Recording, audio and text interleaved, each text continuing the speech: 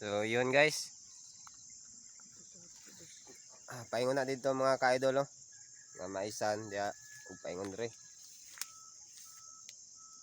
Na palugsong na dito mga ka-idol kini nga maisan. Dire.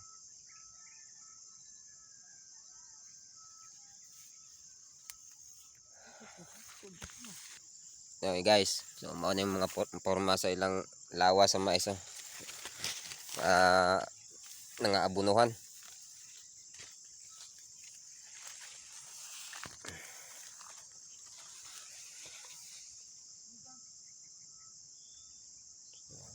Kaluyan sa Ginoo nga maayo ang harvest unta ni para makabawi-bawi ta. So ni Kuya gid si komandero kay para makakita gid sa porma sa mais.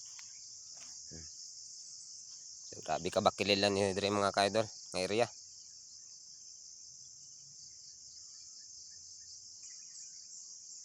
So muna dira mga ka-idol, apil na diya sa ubos. Kini. Ari, pusanan ba ni? Paingon to sa taas.